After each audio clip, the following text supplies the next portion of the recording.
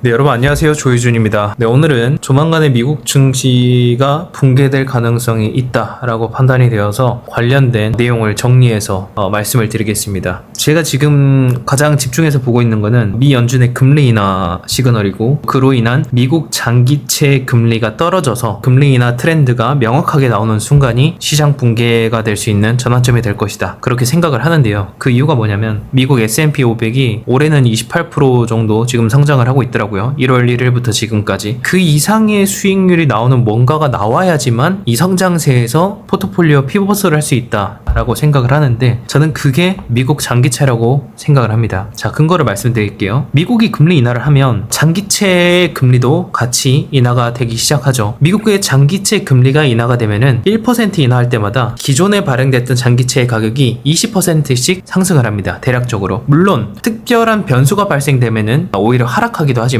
장기채의 금리가 1%가 인하가 되면은 장기채의 가격은 20%가 오르는, 그래서 장기채로 인한 수익률이 엄청나게 높아지는 상황이 되는 거죠. 금리가 그럼 2% 인하가 된다고 쳐봐요. 장기채가. 그러면 수익률은 40%가 된다라는 뜻입니다. 이러한 부분 때문에 장기채의 수익률이 한 1년 정도, 미국이 금리 인하라는 이 상황에서 한 1년 정도는 장기채의 수익률이 증시 성장 수익률을 넘어설 것이다 라는 게 되는 거고, 그렇게 됐을 때 증시나 비트코인 같은 위험 자산보다는 장기채 전환이 가속화될 가능성이 있다. 특히 금리 인하를 하고 있는 올해 말부터 내년까지는. 그게 이제 제 첫 번째 이유고요. 두 번째는 이제 해외 투자자들의 입장에서 보면, 미국이 금리 인하를 하게 되면은 미국과 일본의 금리 차가 좁혀지면서 기존에 이제 일본에서 엄청나게 끌어쓰는 엔캐리 자금이 이제 금리 차가 좁혀지면서 수익률이 줄어드니까 청산이 가속화되고 엔화 대출이 다시 일본으로 엄청나게 들어가요. 그러면 일본이 엔화가 엄청나게 강세가 될 수밖에 없거든요. 달러 대비. 그래서 엔캐리 청산 가속이 엔화의 강세를 부르고, 그래서 해외에 있는 투자자들은 오케이, 그러면 미국 장기채가 매력이 있으니까 그러면은 엔화의 강세에 베팅을 함과 동시에, 그래서 엔화를 매수를 하고, 그 엔화를 바탕으로 일본 증시에 상장된 엔달러 환해치가 되어 있는 미국 장기채에 투자할 수 있는 ETF에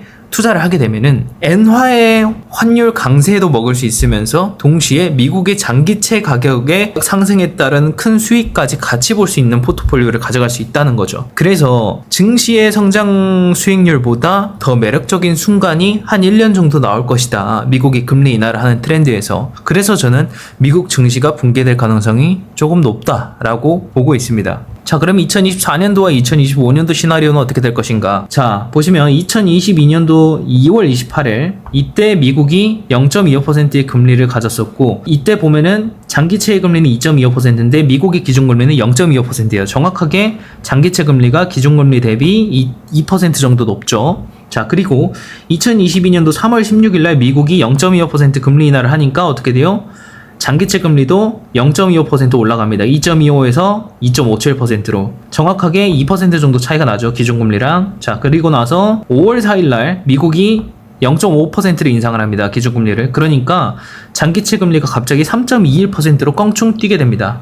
또 2.21% 정도 차이가 나네요. 2% 정도. 그리고 미국이 6월 15일 날 기준금리를 0.75% 올려서 1.75가 되니까 여기서 또 플러스 2% 하면은 3.64% 이렇게 장기채 금리가 높아지게 되는 거죠. 근데 22년도 7월부터 이제 미국의 기준금리가 2.5%로 인상이 됐었는데, 이때부터는 그 괴리가 2%에서 1%대 정도로 줄어들기 시작을 하고요. 이때는 아마 증시 성장률이 훨씬 높다 보니까 그쪽에 수요가 많아져서 이 장기채 수익에 대한 수요가 많이 떨어지지 않았을까, 이렇게 생각이 들고, 22년도 9월 달에도 기준금리가 0.75%나 올랐음에도 불구하고 여전히 장기채 금리는 오르긴 했지만 괴리가 좁아지는 모습을 보였습니다. 3.25%에서 3.73%. 그러니까 장기채 금리랑 미국 기준금리 차가 2%가 아니라 0.5% 차이로 좁아지게 되는 거죠. 그래서 장기채 금리가 어떻게 될 것인가 가를 볼 때는 장기채 금리와 미국의 기준금리만 볼 게 아니라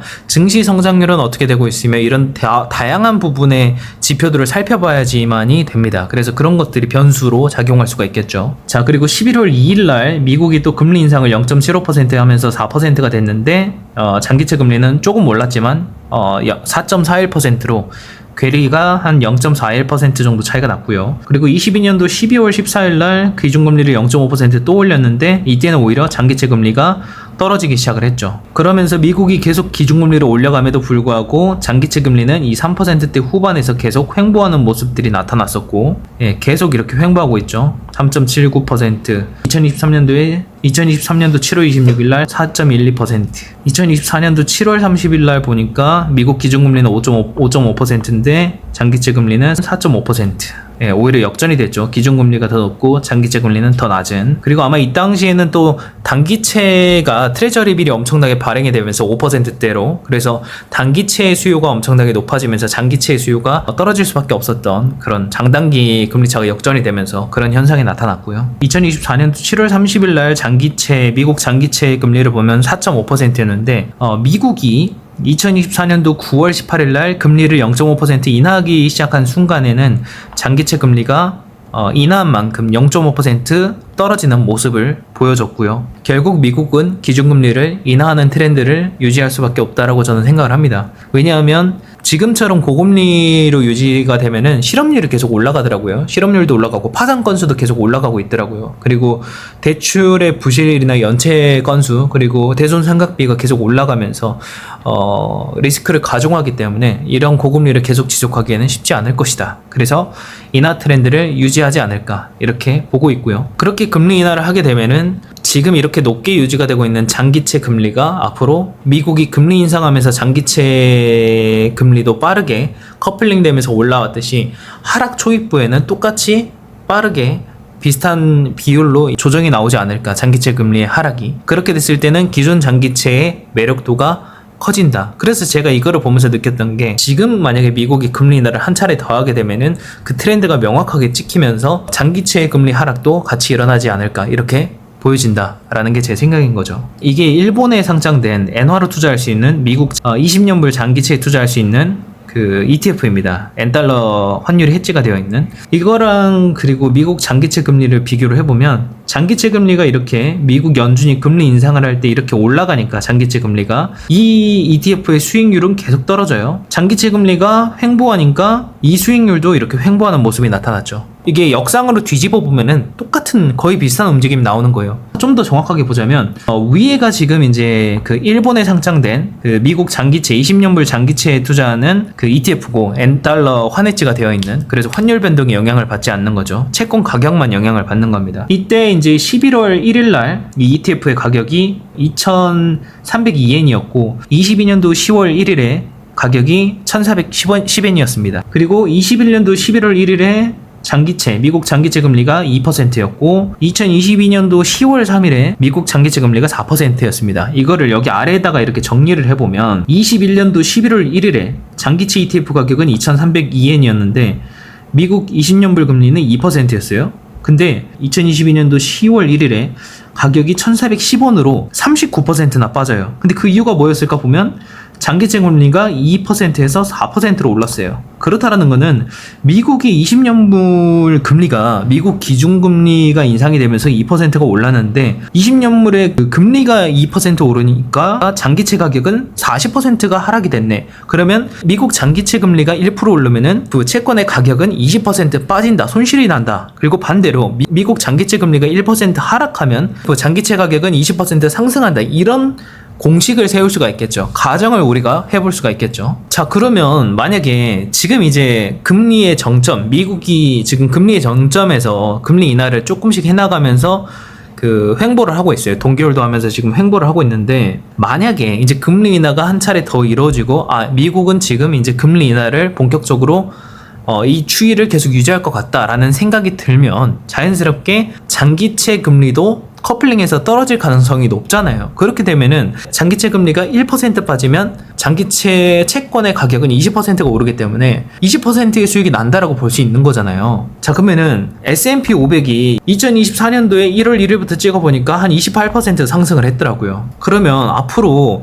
미국이 이렇게 금리를 거의 두 달 만에 0.25%씩 이렇게 계속 낮춰가고 있는 거잖아요. 24년도 7월 31일 날 5.5%였는데 두 달 뒤인 9월 18일 날 0.5% 낮췄고 두 달 뒤인 11월 7일 날 4.75%로 낮췄단 말이에요. 그리고 거의 또 두 달 뒤가 12월 19일 금리 결정, 우리나라로 시간으로. 어쨌든 그때 또 만약에 금리 인하를 하면은 이제 금리 인하 트렌드가 계속 나오고 있기 때문에 어떻게 되겠어요? 미국 금리가 올라갈 때 올라간 장기채 금리가, 그리고 미국 금리가 횡보할 때 횡보하던 장기채 금리가 이제 미국 금리 인하가 나오면 어떻게 될 것인가, 이렇게 생각을 해볼 수가 있는 거잖아요. 그러면 미국 장기채 금리가 떨어진다, 미국 금리가 인하가 되면, 그러면 어떻게 될까? 그래서 그 과거 사례를 보니까 2007년도 한 10월쯤에 이제 그 미 연준이 금리 인하를 하기 시작을 하고 장기채 가격이 이렇게 떨어져요. 근데 그 떨어지는 게 2008년 1월 정도까지 떨어져요. 그리고 2008년 1월 때부터는 그 서프라임 모기지 사태, 부실 채권에 대한 이슈들이 점점 늘어나면서 리스크가 커지니까 미국 장기채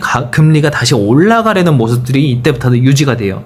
그래서 2008년 1월부터 계속 금리가 인하가 됨에도 불구하고 2008년도 10월까지 미국이 금리 인하를 함에도 불구하고 장기채 금리는 계속 4.5%로 유지를 했었죠. 그러다가 미국이 금리를 1%대까지 낮추니까 그때 낮추면서 동시에 미국이 엄청나게 지급보증이라든지 자금 지원을 엄청나게 시장에 풀어줬거든요. 그러면서 그 미국의 금리에 따라서 다시 장기채 금리가 커플링돼서 떨어지는 이런 모습이 나타났단 말이에요. 근데 중요한 건 뭐다? 어쨌든 2007년도 10월 미국 연준이 금리 인하하는 순간부터 2008년도 1월에 모기지, 서프라임 모기지 이슈화되는 그 시점 전까지는 미국의 기준금리 인하와 그리고 장기채 금리의 하락이 똑같이 커플링돼서 나타났다라는 부분이었고, 그 당시 때 보면은 미국 증시가 이렇게 밀려나가는 모습이 뚜렷하게 보여지는 거죠. 그리고 그 당시엔 또 이렇게 미국과 일본의 금리 차가 이렇게 좁혀지면서 엔캐리 자금의 청산도 가속화되고, 그러면서 그게 증시나 이런 대출 시장에 더 영향을 줬을 것이다. 그러면서 대출 시장의 연체나 이런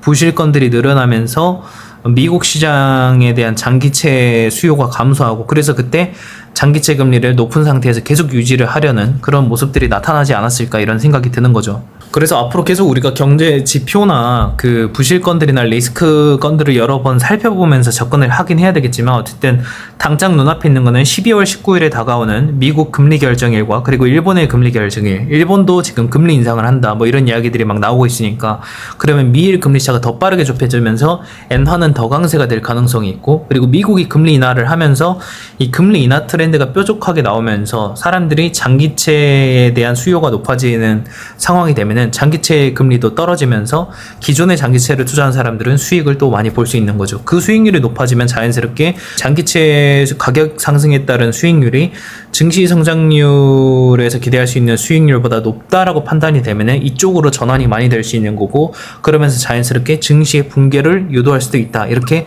볼 수도 있는 거죠. 그래서 12월 19일 날 미국과 일본의 금리 결정, 이 시점이 상당히 중요하다. 미국이 금리 인하하고 장기채 금리가 떨어질 거라고 판단이 되더라도 어쨌든 이거는 다양한 변수로 인해서 채권 금리가 또 다시 상승하면서 장기채 가격이 떨어질 수도 있는 이슈가 될 수 있고, 그러면 손실이 크게 날 수도 있기 때문에 정말 주의하면서 투자를 고려를 해야 된다라는 거를 다시 한번 말씀을 드립니다. 정리를 하자면 미일 금리 차가 좁혀지면서 엔캐리 성산이 가속화되고, 그러면서 엔화의 강세가 나오고 달러의 상대적인 약세가 나올 수 있다, 엔화 대비.